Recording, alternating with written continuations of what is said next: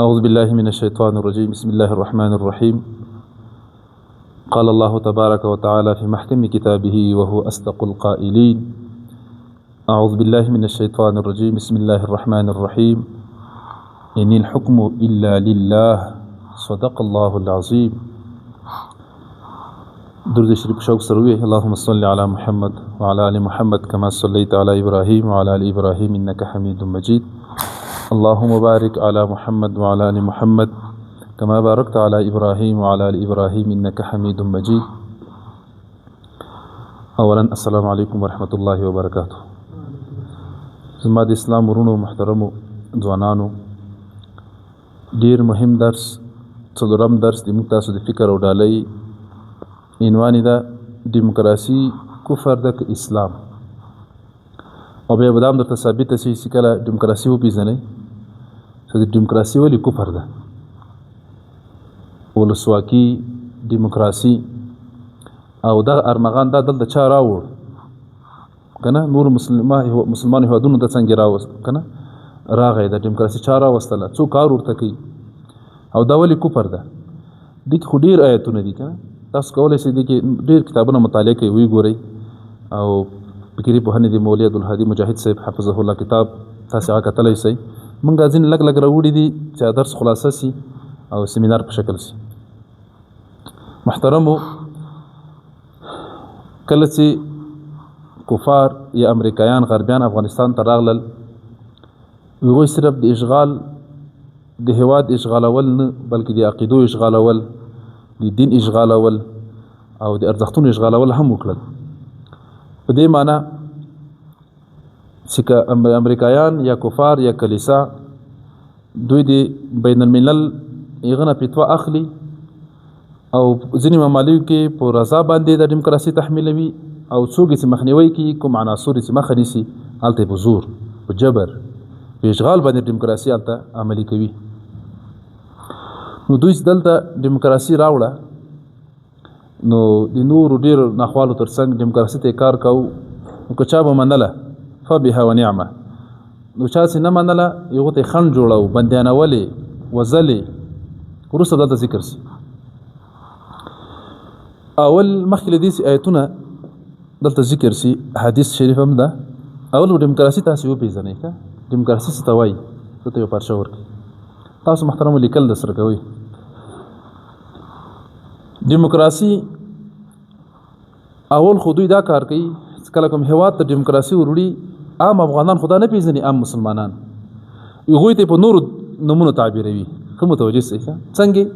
وایي دا ازادي ده، پرمختګ ده، ولسواکي ده، ازادي ده، بشر حقوق دي. د دې خلک هم دا خو صحیح ده. نو یعنې خلکو ته داسې تعریف نه ورکړي چې د دیموکراسي د اسلام نه بېل شی دی او نوی دین ده که نه، کافر رامنځته کړی. نه، عام خلکو ته څه په نوم ورپېژني؟ ازادي، خپلواکي، بشردوستي، پرمختګ که نه، پروګرس ده، پرمختګ ده. دې خلک خو صحیح ده، دا ښه خبره ده. یعنې په شاتو کې زهر ورکوي. لکه کمونیزم والا به څه ویلی که نه، ته ازادي ده، پرمختګ ده، آزاد بازار یا بازار موندنه ده. او بل یو خبر بله، ځینې خلک دا خو معلومه خبره چې کفار یو وخت د افغانستان نه تلونکي وو، دا به وتل که نه، خو دوی دلته دیموکراسي فکر ګوره پرېښی ده، دیموکراتان یې پرېښي دي. که څه هم اوس بهر دي یا دلته غلي دي که نه، دا ډېر مهم ده. اوس ځینې خلک داسې اعتراض وکړي تاسې دا عنوان لګولې دیموکراسي کفر ده که اسلام. دوی به نه، دیموکراسي خو د اسلام سره ګډې یو ځای هېڅ مشکل نشته. یو شي ته باید فکر وي. مونږ مخکې اول درسونه ما شروع کول، موږ تاسو څه هدف و چې مونږ هغه فکر هغه ریښه راپېژنو، نظریه باندې کار کوو چې دا ښه ده، دا خرابه ده. مونږ اشخاص باندې کار نه کوو، څوک دیموکراتان دي به پسې. نو چې کله مونږ نظریه وپېژندل دا نظریه خرابه ده، اسلام نه خلاف ده که نه، نو بیا اشخاص خپله بس استخل پامه بدوي. نو تاسو به اصل دیموکراسي پېژنئ چې اصل دیموکراسي څه ته وایي. یو خو ګوره اسلامي هېوادونو کې دیموکراسي اسلام سره ګډه ده، مکس کړې ده که دوی نه، موږ خو اسلام هم ده، دیموکراسي هم ده، معتدل اسلام. دا له څنګه اسلام سره؟ اسلام خو یو اسلام ده. 1400 کاله مخکې رسول الله مبارک اساس یې ښیي، بنسټ مدینه منورې که نه، اسلامي نظام اساس یې ښیي. نو دوی درته نه اصلي تعریف نه درته کوي، هغه تعریف یې درته کوي چې هغه دوی ورسره مکس کړی ګډ کړی ده. موږ اساس پېژنو، اصل ریښه یې پېژنو. محترمو، دیموکراسي تعریف د دوه یوناني کلمې اخیستل شوې ده. پخواني یونان د دوه لغتونو اخیستل شوې ده. دیموکراسي دیموس معنا د خلکو او دیموکراسي کراتیس یا کراسی په معنا د واک.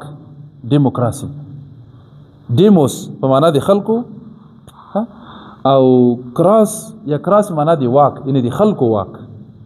دوی به انګلیسي کې تعریف کوي کنه. نو دوی څه وایي؟ گورنمنٹ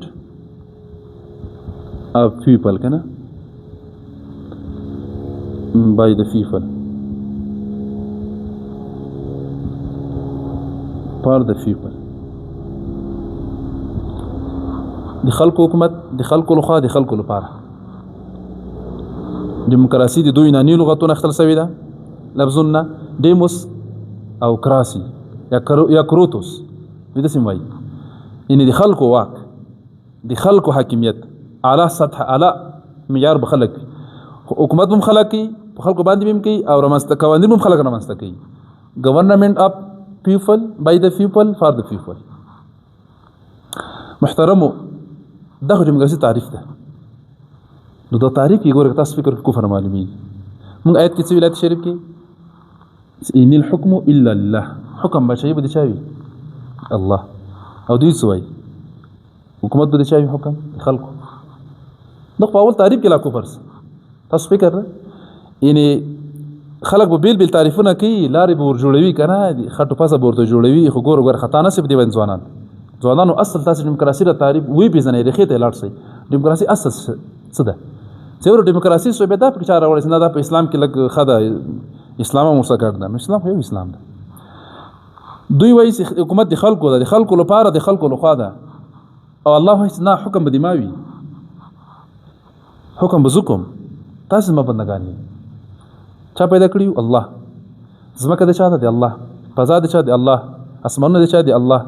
قانون به دی الله وي واکم به دی الله وي کنه. نو واک دی یو کمزوري انسان دی ته به زور نه لري هغه متقاعدین جوړوي. الله چا ناقص ده عقل ناقص دی متاسو وحي مراده.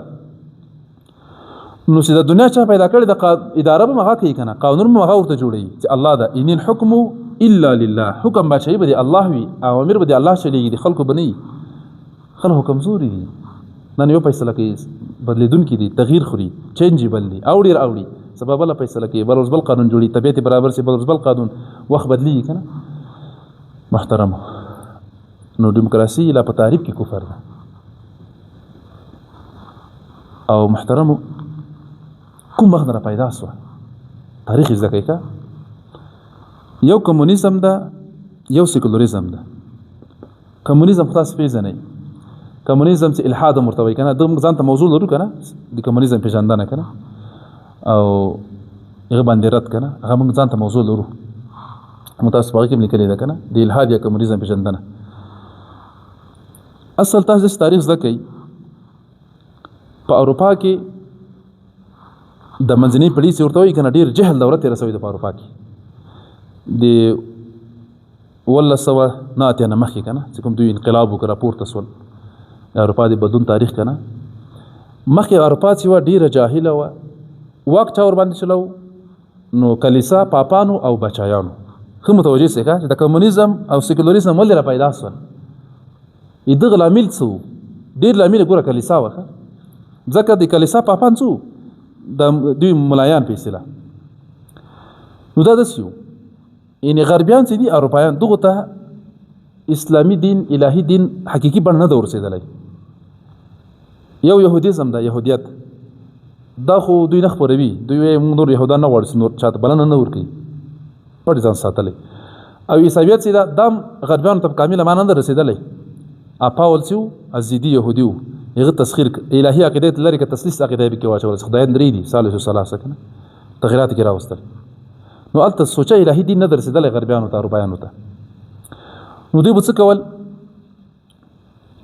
نو الته په اروپا باندې سواک شلو طبقاتي نظام تاسو ویلی ان شاء الله نو کلیسا به سواک شلو پاپانو ځانو ته ډیر واک ور کړیو که دوی فطرت خلاف خبره چا کوله ادامه وي د اسلام خلاف خبره وکړه چې حق هیڅ حق نه سپورته کولی او بچایان چې بس بچایان ځان د قوانین جوړول دا کوي چې خلاف چا کو بس وزلو مارکو خلک ډېر تنګ شول.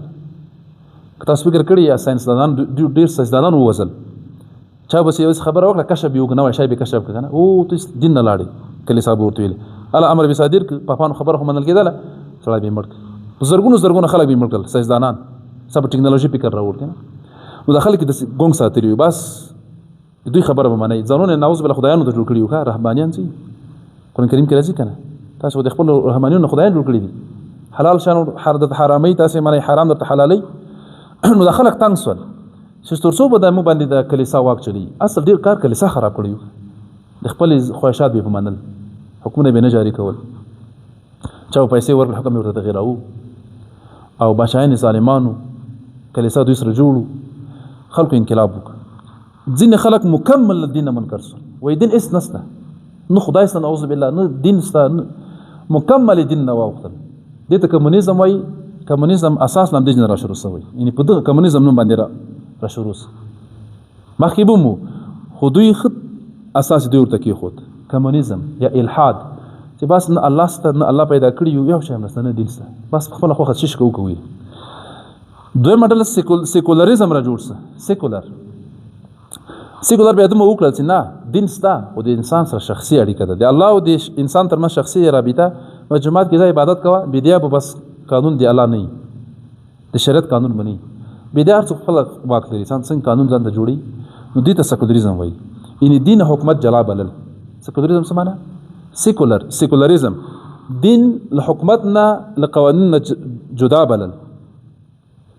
ځوان ټولنیز ځوان سیاسي ځوان دې کې به دین مداخله نه وي، یعنی دین خو ممنوع چې سیکولران څه وایي، دین دومره ده بس جماعت ته پیسو جماعت وایي، بس الله سړی کې عبادت ورته کوه. چې جماعت د روتلې ذاتی به دین بند، ذاتی به د الله قانون نه، بس خلک راجمع سي کوم شي خبولي بس هغه کوي. چې د دیموکراسي لپاره اساس هم سیکولریزم ده. نو دیموکراسي تاسو اوسو بزنر کوم جنرال شروع شو، دغه سیکولریزم نه سرچینه اخلي، چې بس دین اړیکه د رابطه د الله سره څوک لري، خلاص اضافي اړیکه نشته. دا خو پېښ ان شاء الله یو کمونیزم سره مطلقاً صورت منکر سول لري چې نه. سیکولریزم دومره دین معنی د الله سره اړیکه شخصي ده، په جماعت کې دا اوس سیکولران به څوم کنه څه به ویلې مولایانو سیاست څه کار خبره کوي کنه، مولایانو سیاست سره څه کار، جماعت د مصلی کې او مزدي کوي. اصل کار سیاست ته دی مولا، اسلامی سیاست، نبوي سیاست، دا د کار دی مولا ده. یو امامت صغرا ده، جماعت کې منظور کول، خطبه ویل، بیان کول، اختر المنز، جمیل منز، نکاح تړل، جنازې المنز.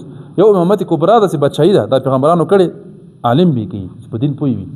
اسلامی سیاست او کار د مولا عالم، او شیطانی سیاست اخو موږ منوم نو اسلامي منیم نه، او خود کار دی مولا نه. نو دا خبر غلطه ده. سیاست کار د اصل کار دی عالم ده، دا به خلکو ته خدمت. سیاست څه معنی؟ بس کار کول چې دنیا او آخرت خلکو جوړ شي. خاطر باندې پوه شئ محترم. اوس راځو دیموکراسي کې نور څه دي؟ دوه شان پکې دي. یو دی حقوق ازادي دوی ورته وایي چې دلته اته د مالک کلی، او بل اعلی سیادت ده، ټاکنې دي، واک به د خلکو وي، خلک به ځان ته خپل حاکم ټاکي، قوانین به خلک ولسی جرګې ته خلک معرفي کوي، هغه به قوانین ورته ټاکي. داسې ده نعوذ بالله الله محفوظ ځان ته الله ټاپه کړي کنه، بس ولسی جرګې څه ویلې هغه خبره ده. نو یو اعلی سیادت ده، واک به د خلکو.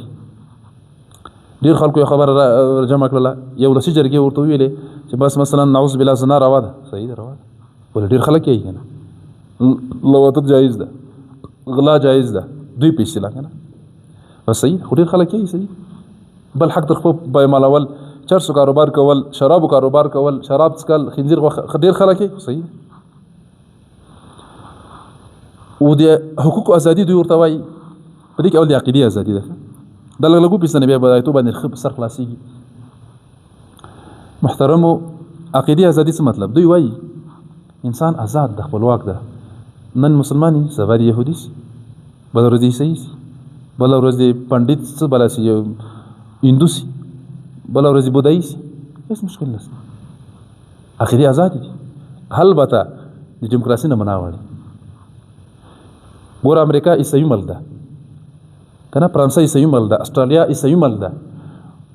نو کې عیسایت نه وړي مسلمانۍ کې مشکل نشته، خو دیموکراسي قوانین ممنه. ګورو دیموکراسي او دین په باندې رامسته کړی ښه، د اسلام په ضد ده. اسلام یو دین د الهي دین ده، دیموکراسي د خلکو لخوا جوړ شوی دین ده، بشري دین ده.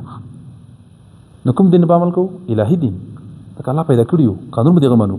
او دا دیموکراسي بشري دین دوی جوړ کړی تر ان عیسویت نه واړه مشکل نه لري، خو دیموکراسي نه کوه وخت بس بیا مجرم یو وزن دي یا دی بندي کې دی وزن.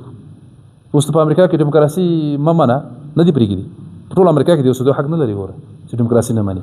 او که عیسویت نه مانی سره د امریکا ګورې عیسوي ده مشکل نه لري، ولې عقیده ازادي ده کنه، دین ازادي ده. په څه دم فکر وکړه نو ځکه دیموکراسي کفر ده، د بشر لخوا جوړه شوې ده.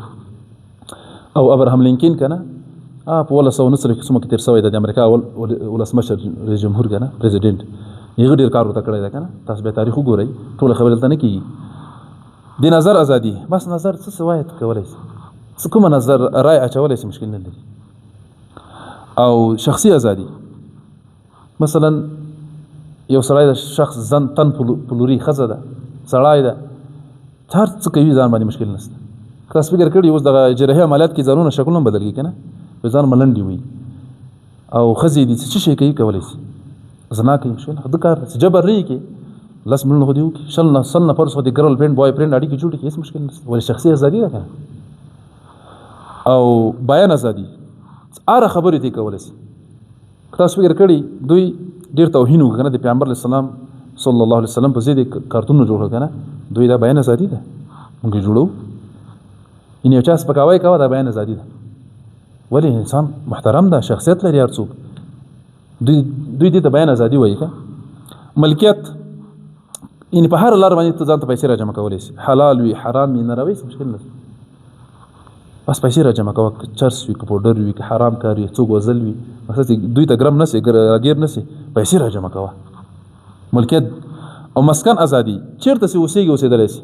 یعنې دوی دا مطلب لري که یو کافر راسي یهودي عیسوي مکې مکرمې کې اوسېدلی شي، او دا صریح ګوره بند ناروا ده، قرآن کریم کې ناروا ده. برات صورت مې ویلی ترجمه وکړئ، کافر په حرم حدود ته نشي داخلېدلی او دوی چې نه اوسېدلی شي. ډیموکراسي ده. د کار او علم ازادي، هر خلته کار یو سړی کولی شي، هر خلته علم، حتی چې دوی علم کولی شي، ازادي ده. مساوات، دوی وایي ښځه او سړی مساوي دي که نه، بس دوی کې برتري نشته. موږ قرآن کریم کې څه وایو؟ بسم الله الرحمن الرحیم. قرآن کریم کې الله پاک څه فرمایي؟ الرجال قوامون علی النساء. نو سړی به قاوم که نه، یعنې څرندوی به وي، ښځو باندې به څارون کوي، خپل مخ ته به نه پرېږدي، بیا خو ناروا کې هر کار کوي که نه چې ازادي ورکړي. دوی وایي چې نه دا مشکل نه لري په دې کې، ښځه او نارینه دا سره مساوي دي. موږ وایو چې اسلام وایي نه مساوي نه دي، صحیح د حقوق یو خیل دي که څومره څوک زیات عبادت کوي الله ته به ډېر نږدې وي، خو نور سړی چې کوم کار کولی شي ښځه چېرته کولی شي، نه کېږي. محترمو اخري خبره دلته به دا زده کوئ، اسلامي نظام او ډیموکراتیک نظام ځینې شیان فرقونه سره وپېژنئ. په اسلامي نظام کې حاکمیت د چا وي؟ د الله. د چا وي؟ د الله جل جلاله. شارع د الله او د رسول، حکم د الله او د رسول وي که نه. او په ډیموکراتیک کې بیا د خلکو، بس خلک څه وایي بس هغه کار وکړي. یو وخت تاسو فکر کړي ځینې خبرې باید وکړو که نه چې د ډیموکراسي اریخي وپېژنو. نو هغه وخت کې غالبا د امریکا باچا اوباما و، هغه قانون جوړ که نه ولسي جرګې، وایي بس نر له نر سره واده کولی شي، څه مشکل ده؟ ما في مشکل، نو پرابلم. بیا کوم د زیمبابوې کوم ولسمشر هغه بیان اواز ورلیکه چې بس اوباما زه تاسو سره واده کوم راځه، نو خلاص خبر ده. نو ته یې نر نر سره واده کوي، زه به تاسو سره وکړم. اول ډیموکراسي په ځان عملي کړو. ډیموکراسي تعریف خو تاسو هغه هم ډېر ښه کړی و که نه، نو باچا خان صدران ډېر ښه تعریف کړی و، تاسو فکر کړی که نه، هغه تعریف به تاسو زده کړئ، چا سره هم تعریف یې کړی و، ډیموکراسي تعریف کړی و، ډېر ښه تعریف یې کړی و. نو او بل قانون، نو په اسلامي نظام کې قانون الهي قانون وي، شرعي قانون وي که نه، او په ډیموکراسي کې بیا قانون اکثریت. بس اکثریت خلکو څه ویلې، بس هغه خبره منلو ده. د اکثریت کې نوره خبره هم کوو.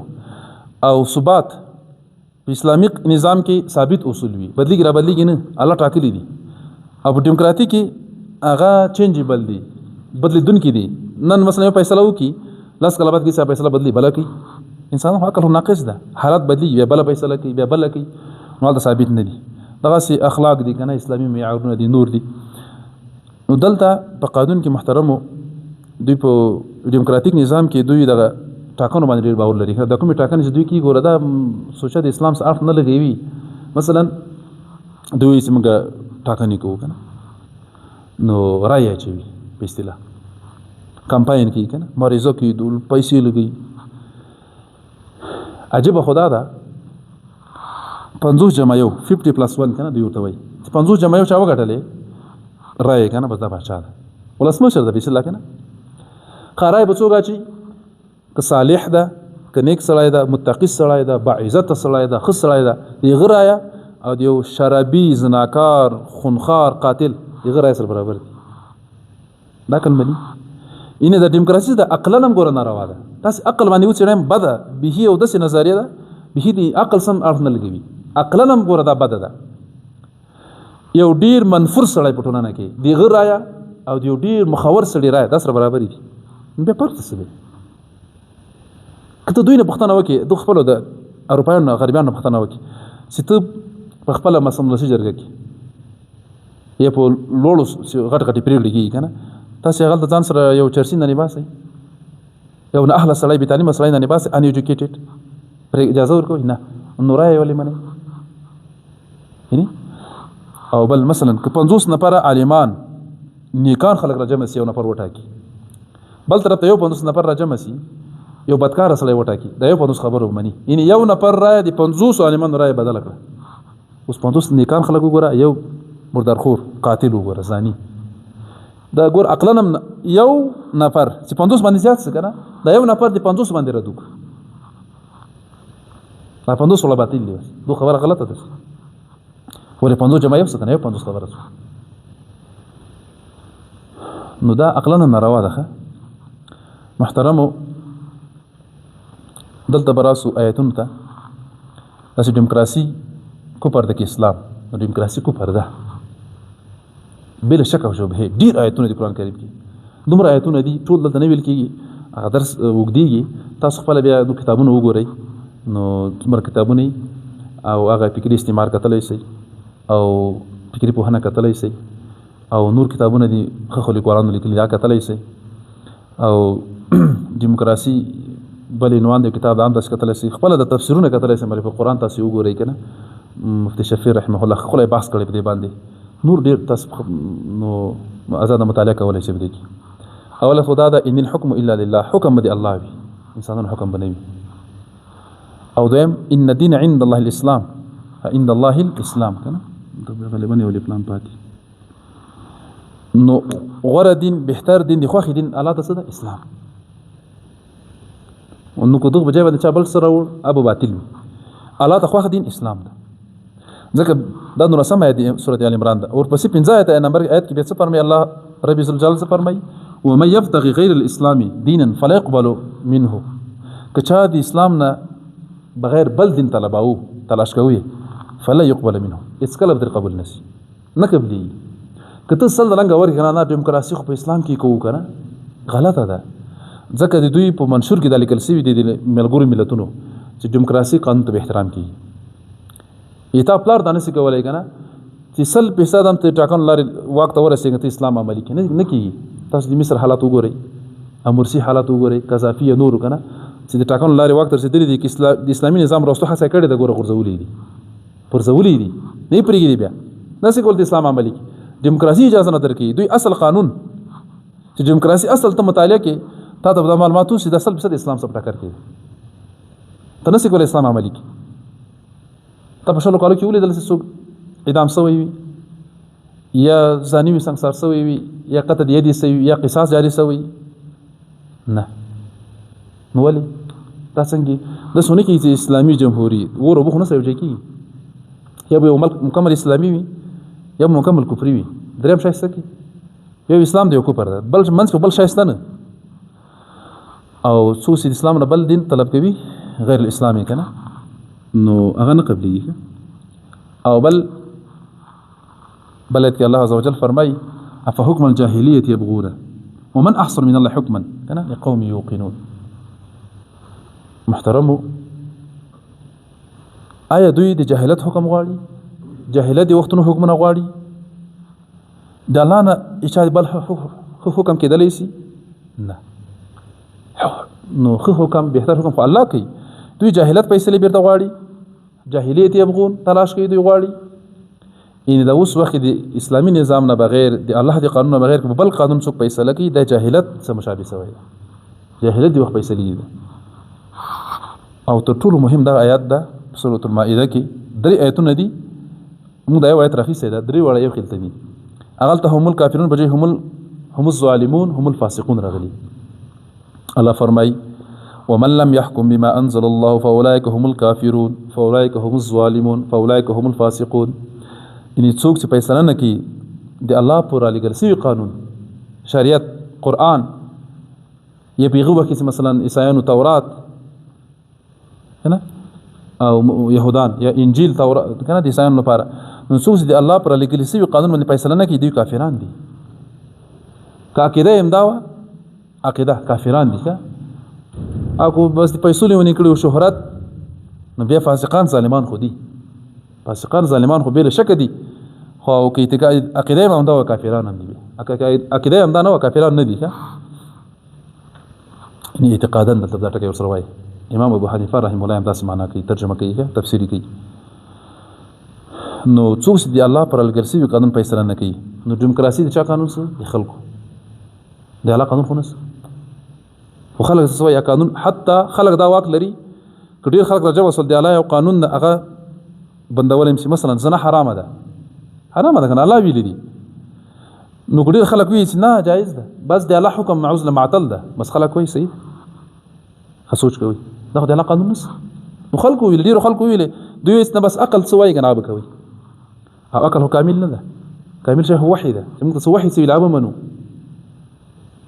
نو عقل خدای درته وایي چې په بل ورځ نعوذ بالله کنه محرمات موږ څه درو و د محرمات چې نکاح نور سره کیږي کنه او رضایی دي مثلا د 14 نسبی کنه، نو سیدا نو عقل خدا وایي زدام یو خزه ده، نو چې به قسم نکاح کو هم ته وحی دا ویلي زدا مور د حرمت علیکم محاتکم وبناتکم واخواتکم وبنات الاخ وبنات الاخت وامهات نسائكم وربائبكم اللاتي بحجوركم، دا حرام دي. دا وحی مونږ ته ویلي چې وحی نه مونږ تاسو تک نسو کولای، بنديګو عقل باندې کار نه کیږي. نصوص دی الله پر لګل شوی قانون فیصله نه کوي، دا ظالمان فاسقان او اعتقادي امام دی کافران دي کاګیده امام دی. او بل دوی ټاکنه کوي کنه، دوی وایي چې اکثریت خلک څه وایي، او اکثر خلک په دنیا ګوره جاهلان دي نه پوهان دي نه پوهیږي، واکثرهم لا يعلمون کنه کله فرمایي. او دغه آیت دا معلومي وان تطيع اکثر من في الارض يضلك عن سبيل الله، کته دي اکثر خلکو تابعداري وکړي رسول الله تابع دي لارې نه گمراه کی. څه مطلب يضلك ان تاو بلاري کی لا حق لار نه بدی واړي، ان اکثرت بنه مانی دي حق بمانی. څه مطلب اکثرت بنه مانی حق بمانی.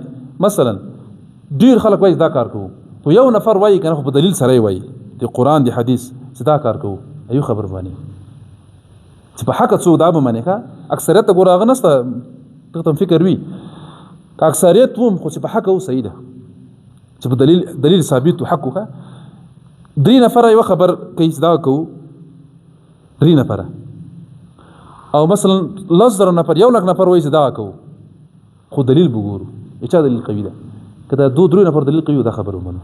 اکثریت نه په اسلام کې دلیل دلته څه وایي کته دې ډیرو خلکو خبر ومني يمكن ته تابعداري وکي لار نه بدی واړي دي حق لار نه. نو دیموکراسي څه وایي ناس ډیر خلک څه وایي وسابه کوي، اسلام څه وایي نه یو نفر دی خو څه په دلیل باندې صحیح وي.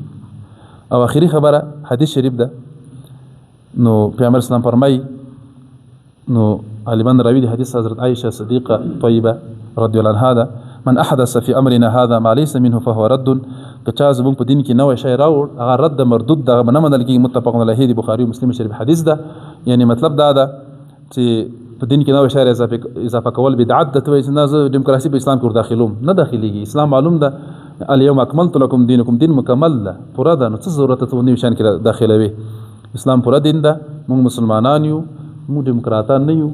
موږ دوی بیا ولسواکي نمور کوي، موږ دیموکراسي که په هر نوم باندې وي دا ناروا ده، حرامه ده، د کفري دین ده. یعنی يهودان کې يهودیت نه واوړي مشکل نه لري، خو دیموکراسي نه مني بس بیا مجرم ده. په هر اسلامي هیواد کې که څوک دیموکراسي نه مني هغه ځپل کېږي ترهګر په نوم د بل شي په نوم. ولې ته دیموکراسي نه مني؟ دا خو نوی دین ده د دنیا باید دیموکراسي کې داخل سي. نو موږ خپل اسلامي نظام لرو، موږ ته رسول الله مبارک اساسات یې ښیي، بنسټ یې ورته ایښی ده.